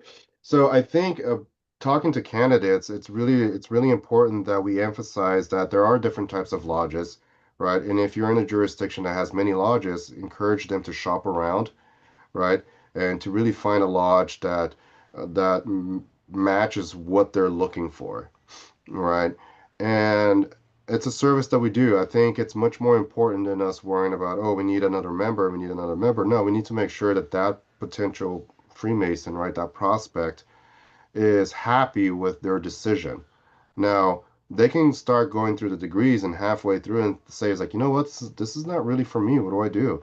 Well, help them. Help them maybe find a different lodge, right? But having lodges that are social clubs or whatnot, there's nothing wrong with that, right? I encourage it. Shoot, I mean, we often joke between my lodge and our sister lodge in San Francisco that we're the kind of the gloomy, dark, serious lodge, and they're like the more warm and fuzzy type lodge. And now with the Schroeder rituals, if anyone knows what the Schroeder rituals are like, that's a very warm, fuzzy ritual, even though they're German, right? And the stereotype of the German, but they're actually really very loving ritual, right? So on the spectrum, you have us, French Rite, which is very cold, straightforward, very, rationalistic. Scottish Rite is kind of in the middle, right? It's warm and fuzzy at times, it's happy, but it can be a little bit dark with the mysticism and the esotericism. Then you have Schroeder, which is very loving and fraternal, very warm and fuzzy type situation. So it kind of goes back to my point of different rituals and whatnot, but most importantly, it's personalities. Lodges are groups of Masons that come together, and you just kind of like how you find your group, your circle of friends, right? You find your religious community that you feel more at home with. Masonic lodges should be the same. You need to find a lodge that you feel comfortable in, that you would like to be around those people every month, right? And it's kind of like a commitment. It's kind of like a relationship, right? Because Masonic journeys for us, it takes almost 3 years to become a Master Mason. It doesn't happen within 1 year. So you're going to be working with those people for 3 years to work all the way up to Master Mason. So you got to make sure you're making the right choice in your lodge. So if you want to have a good experience, of course. And in your opinion, how do the different rites kind of play into that? As you said, the Scottish rite versus the French rite. Those rituals also have a personality of their own. Would you agree with that? Oh, 100%. 100%. They do. They definitely do have their own personality. And I think that's what makes them so great. And it's not just them. Every ritual has their own personality, really. And I touched this on the very beginning of our talk, right? Each ritual has a pedagogy. Each ritual has a mentality or a line of thinking, and they're very independent from one another. They're very distinct from one another, right? Uh, Putting in a very basic form, the French Rite is a very rationalistic, symbolic ritual. It's very um, simple in comparison to the Scottish Rite, meaning that we don't really dive into the esoteric meaning of symbols. We give you a simple explanation, but then we expect you to rationalize and seek out the meaning behind those symbols. Scottish Rite Freemasonry, you see that there's much more explanations into it, but it's much more esoteric and mystical, right? It's very alchemical, and sometimes we don't see that in the French Rite, right? We don't have that experience. And for a lot of Masons, that's what is appropriate, or well, I shouldn't say appropriate. That's what feels natural and more captivating and more cultivating versus going to Scottish Rite and the experience is like, oh man, I don't know. Like I've heard this from other Masons, like, I don't know, they're like, it's too woo woo, you know. So, um, and that's just one Mason who told me that. I use that example because I think it's funny. But like some people say, oh, Scottish Rite is a little too intense. It's very deep. I'm like, I like to go deep, but not like that, right? And for the brothers and sisters who really love esotericism and mysticism, Scottish Rite is perfect. Like they would love it. They thrive in that environment. They would hate the French Rite. Like I can't do this. Like I've heard people say, yeah, no, this is too intense for me. Like this is too like nope, I can't do this. Too cerebral. And these are quotes from different people, right? I'm not generalizing, but yeah, most definitely rituals and rites definitely have their own flavor, their own pedagogy, their own Yeah. identity, personalities for sure. Yeah. And what about what is your opinion on the rite of Memphis? Because I actually I've been doing a lot of studying on the rite of Memphis Mizraim, excuse me. Mm-hmm. And I actually it's and so I've been reading the Memphis Mizraim, the Memphis and the Mizraim, those three forms separately.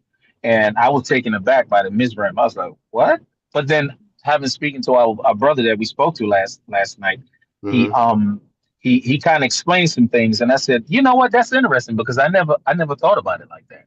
And it's and that's what I love about these multitude of rights is you're able to see the same story, but you see it from multiple different angles. How do you feel about that? Well, I can't have an educated opinion on the Memphis because I've read the ritual once, and I think it was a Memphis Mizraim ritual, and it was a long time ago, the ritual that I read.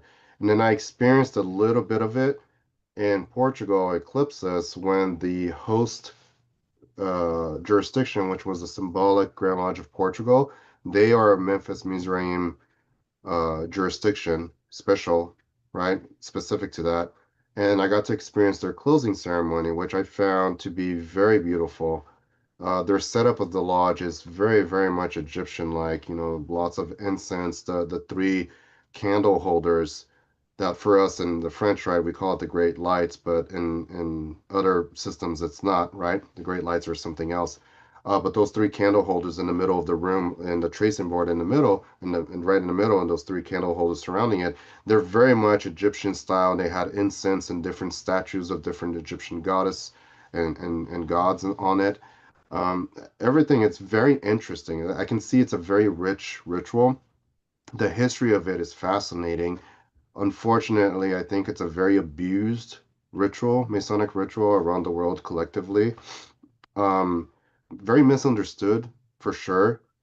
But I think it's nevertheless a very powerful ritual intellectually, right? But other than that, I can't say much more about it. All I can say is that I'm really excited to see the works of that brother in Anaheim, California, and see his lodge come off ground. So that way I get to go and visit and experience it, right? And be that annoying Mason on the corner. I was like, yeah, no, that's not how we do it in my lodge. Because you always have to have one guy who does that. So, but yeah, I mean, I fully support it. Now, in terms of their high degree systems, again, I don't know. Like I know that there's a 33-degree system for it. I know there's a Yeah, 96. I know that there's a 95. There's a 99. Apparently there's a yeah, 101. I don't know.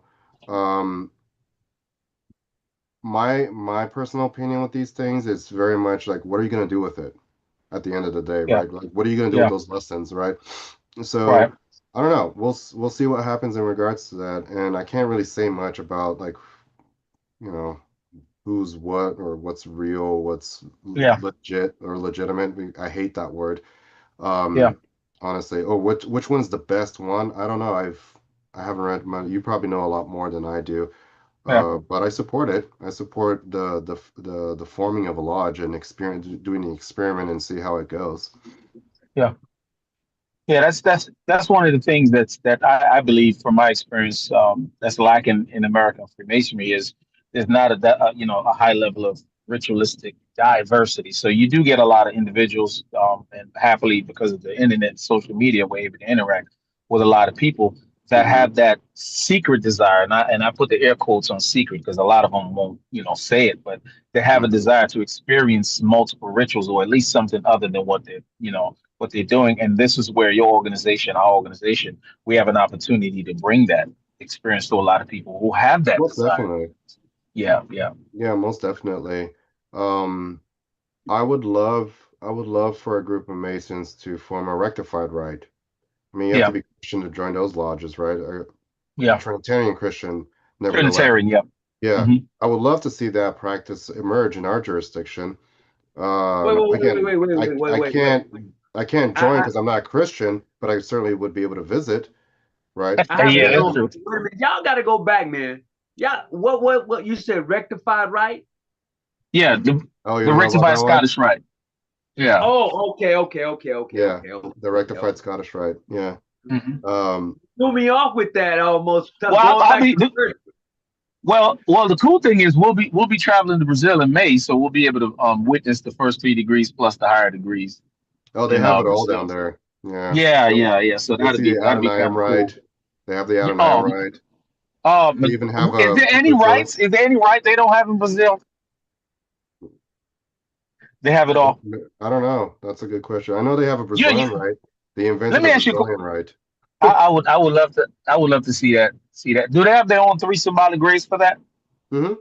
Yeah. Oh wow. Yeah. It's a Oh complete wow. system from the first all the way up to the 33rd. Oh wow.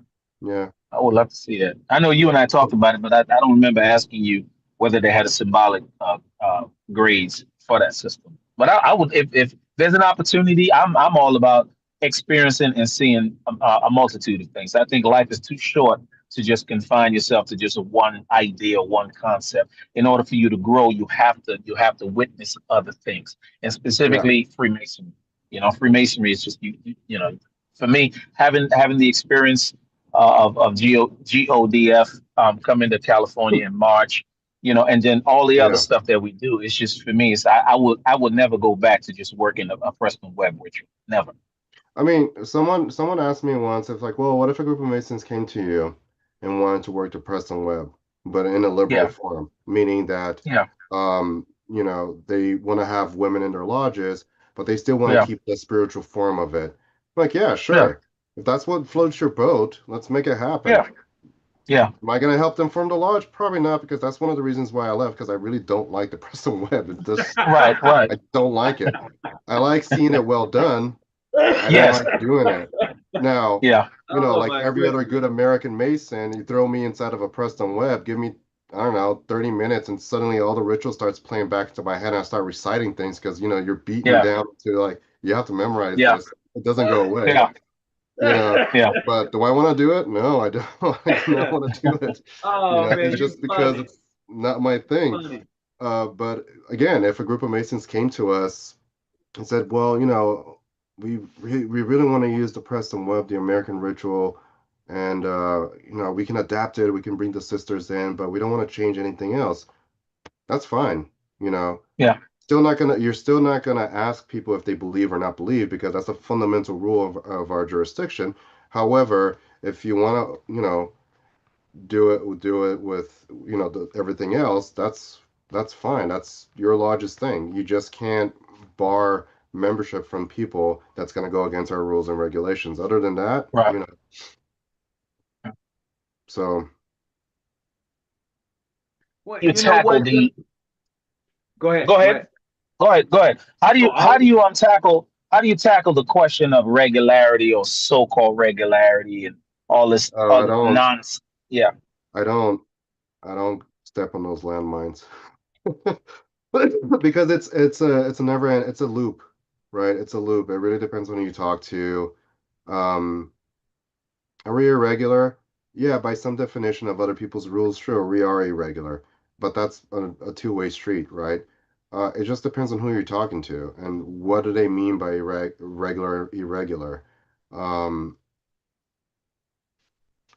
I mean, to be honest, like what the United Grand Lodge of England is doing currently in England with their very friendly relations and allyship, I would say, in support of one another with the two women Grand Lodges. A lot of Yeah. Masons here I've seen and heard and read of them saying, "Oh, we need to suspend relations with the United Grand Lodge of England because they're doing irregular things." Yeah. Really? Um, Prince Hall Masonry, up until what, 20 years ago, it was clandestine and irregular by Grand Lodges. Now, like what, 95% of Grand Lodges are in friendly relations with the PHA. Now suddenly the tune has changed. So you see, so the definition of regular irregular just it's volatile. So I don't think it's a really worthwhile conversation to have with people. Absolutely. Agreed. To dive deeper, are you regular, irregular? Now, I'm happy to explain the history and the concept behind it. Do I like going into it? No, because it's a loop. It keeps going, around in Yeah. circles. Yeah. At the end of the day, it's we're not going to gain anything out of it, honestly. Yeah.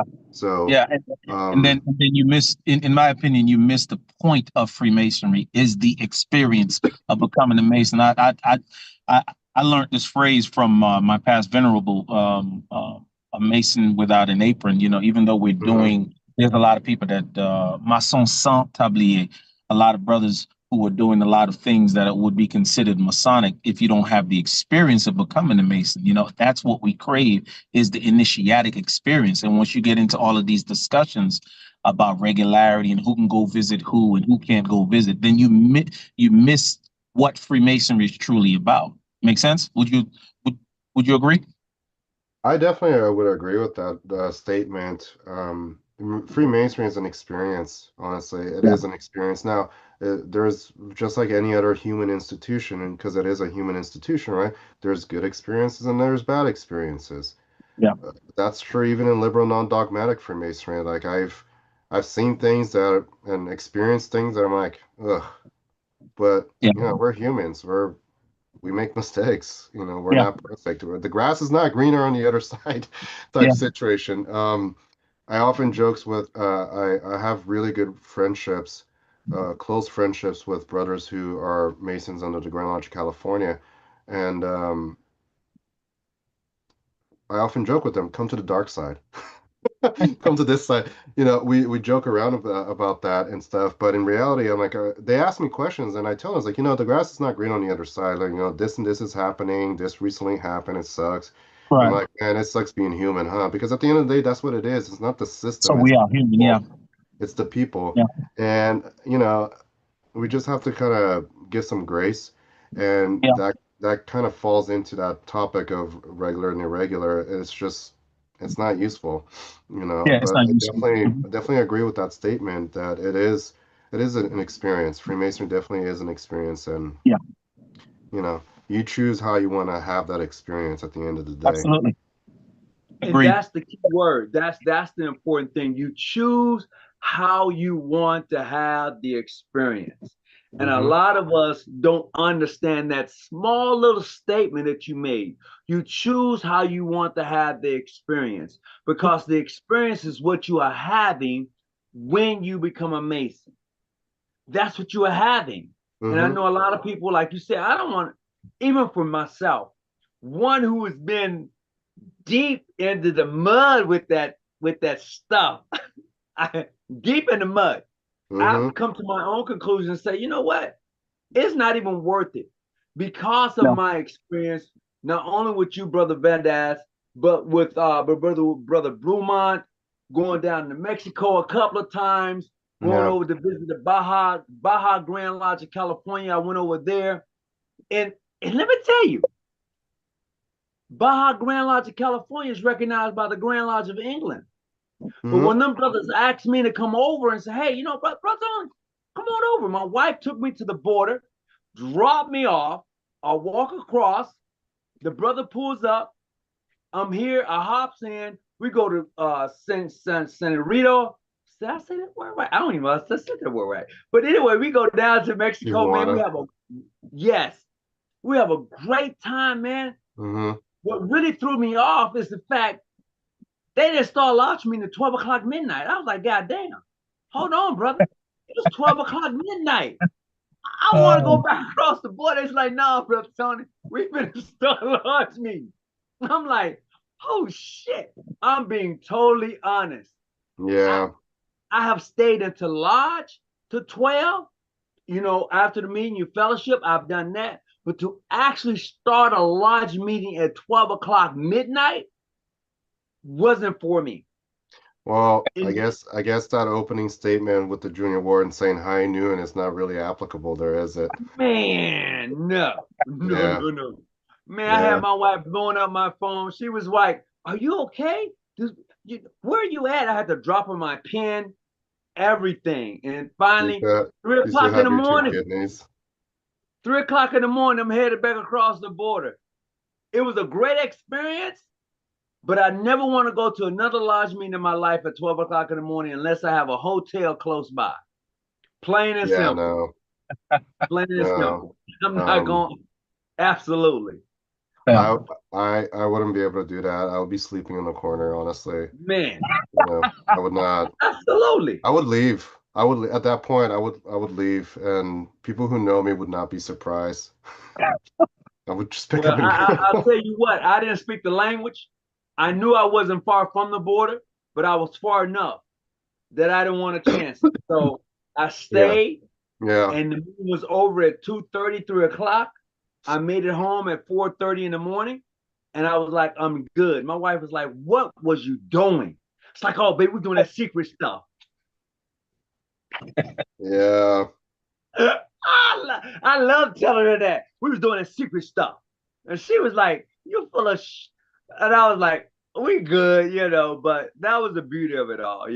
But before we lock this up, Mhm. I want Brother Beaumont give some last words, and Brother Badass, you can do the same thing. So we're gonna lock this up right now because we've been on here for quite a while. So go for it. So I just want to say, Brother Valdez, Brother Hawkins, it was a pleasure tonight. Half of the presentation, I was at work getting some stuff on the ship. But nonetheless, having the time to spend with you guys and hearing you guys' perspective on Freemasonry is truly enlightening. And knowing that we are building this ecosystem of Continental Freemasonry, where the French Rite, the Scottish Rite, the Primitive Rite is being grown, the seeds are being planted, and all we need to do is water it and germinate and let it do its thing. I think the future for Continental Freemasonry within the United States is bright, and I appreciate it. Brother Van Der. Yeah, definitely. I echo Brother Vermont's words, and I'll take it further where we at the Grand Orient, California, we're really working hard to cultivate and bringing to light what is continental liberal non-dogmatic Freemasonry, especially the concept of mixed gender lodges, having just not just men becoming Masons, but everyone that do meet a certain set of qualifications. Not that anyone can come in, of course. There are certain rules that that we do abide by, that we expect everyone to abide by to become considered candidates for Freemasonry. And honestly, it is our goal to help Masons in other states form their lodges, right? We be more than happy to work with them to help them become Masonic triangles, become chartered lodges of our Grand Orient. And then once they have 3 or 4 lodges of their own, we're definitely going to kick them out and say, hey, it's time to form your own Grand Orient, you know, and help them do that. We do have a couple of states who have reached out to us. And I say states, I mean groups of Masons who have reached out to us who said, hey, we saw what you guys are doing. We're really interested. Can you help us? Right? So there are 2 states now that I'm not at the liberty to disclose which one they are, but they're very interested in becoming lodges under within our federation that, again, once they are able and they have the right structure, we will help them become their own Grand Orient, and they can have their own constitutional convention and form their own state Grand Orient and carry on the work within their own state. And of course, we're always going to be visiting. And personally, I'm really looking forward for the South because I want that barbecue. And I'm just gonna keep showing up. I really want the food. But honestly, I really want to see Freemasonry just grow across the country and really just bring the joy and bring the benefits of it to as many qualified people as possible.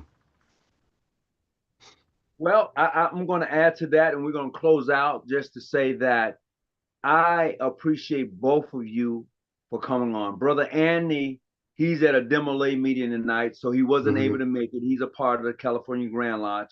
He wasn't able to make it, but he did say, hey, you know what? If I can just tune in, I was like, you could just watch it on YouTube, man. It's all right.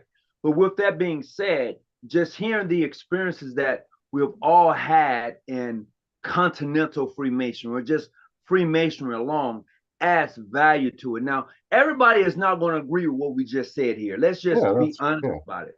And not only are they not going to agree, they're going to be like, that clandestine, that, but until you go and have the experience, you would never understand it. That's what I've gathered. A lot of brothers would never go and have the experience, so they won't understand it. So they will continue to be joyful ignorance in the Masonic customs that there are in the world, not understanding that Masonry is universal. And if you're telling me that Masonry is universal, you got to step out of that one dimension aspect that you have. And a lot of individuals in the United States as Masons have a one dimension mind in regards to Masonry, and they're stuck and they're not willing to change because this is what I've been told, but not having the ability to travel and see. Coming to the Grand Orient of California and visiting and seeing the French Rite or Scottish Rite, going down to Atlanta to see Brother Brumont and how they operate in their Scottish Rite, and when you don't have the experience, you're going to talk a lot of nonsense. And this is what I've learned, and this is what I've found. So I'm grateful to have both of you in my circle to enlighten me in the concept and structure of Freemasonry. And since I'll tell you what I did, and I'm going to close. we had a lodge meeting on Friday, and the brothers wanted to know how is the lodge of Scottish Rite set up. So I set things up based upon what I seen and the ritualistic work that we have. And they was like, oh my goodness. I was like, yeah, now you're forming a true triangle. They was like, oh. And then I showed them in regards to how the Grand Orator walks around. They was like, really? It's like, yeah, see, he goes anywhere. And they was like, oh, shucks. And then I showed them some of the floor work on how you move around and your feet is, and I'm like, they was like, oh my. And they liked that. Whereas if you was brought up in what we call Webb, ancient free and accepted Mason, predominantly Black Orient side of Masonry, or Prince Hall or International, you know, Brother Bluemont, we hitting them corners, pow, pow, pow, pow. It's we hitting them clean. corners. It's But clean. I can yeah, say, you like, know, Webb is probably best practice in Prince Hall Masonry because it's clean. It's really well executed. Like yeah. California Masons, they look at it as like, shoot, we can't hold a candle to this. But when you are outside of that and you Yeah. see this guy they call the Grand Orator and how he moves around, like, what? Yeah, yeah, yeah. This is Yeah. how we roll. And I'm grateful and thankful that I've had the opportunity to see it and to experience it. And that's the beauty. That's the beauty of it all. So, gentlemen, I thank each of you for coming on and hanging out with me tonight and getting this experience. And with that being said, I don't have much more to add, but thank you. Yeah, well, And thank I'm you. definitely going to be seeing you soon.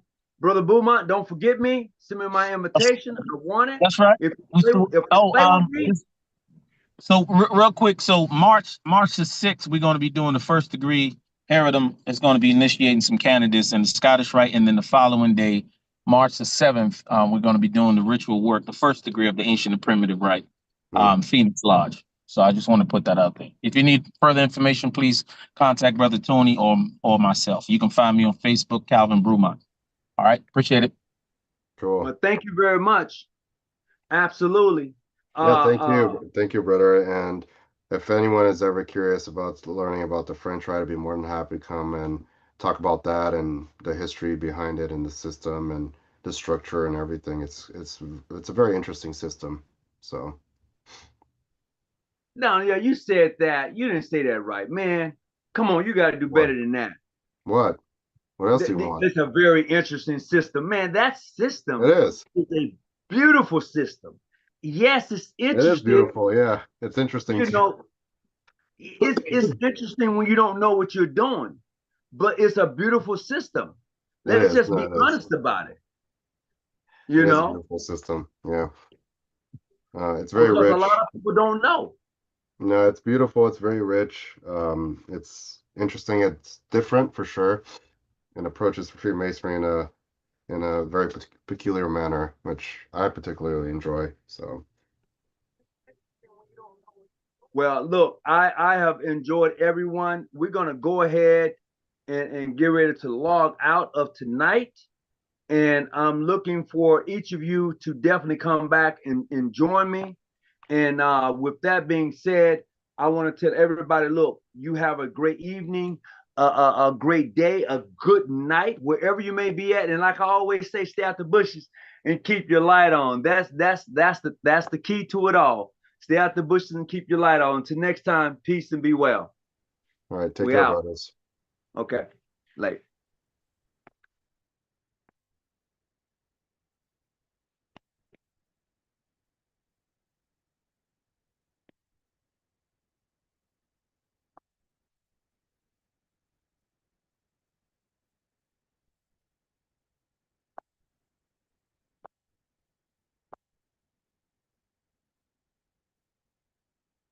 I think I'm off. I should be off.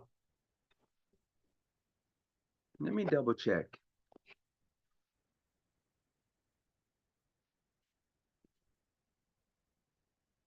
Da, da, da, da, da.